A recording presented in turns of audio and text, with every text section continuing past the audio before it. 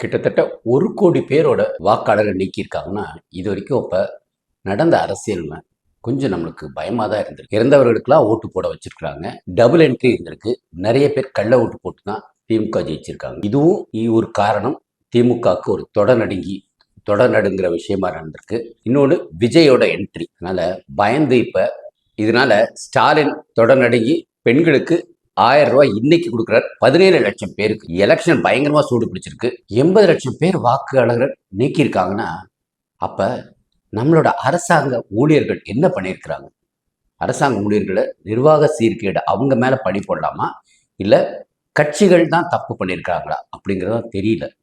ஆனா இத வெளிப்படையா வெளியே கொண்டு வந்தது ராகுல் காந்தி.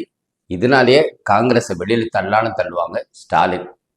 காங்கிரஸே வெளியில போறாங்களா? இல்ல ஸ்டாலின் வெளில தள்ள போறாரா? இந்த வீடியோவை நம்ம ஆழமா பார்க்கணும். பல கருத்துக்கள் இருக்கு. ஒவ்வொன்றையும் விளக்கமா அடுத்தடுத்த ஷார்ட்ஸ்ல போடுறேன்.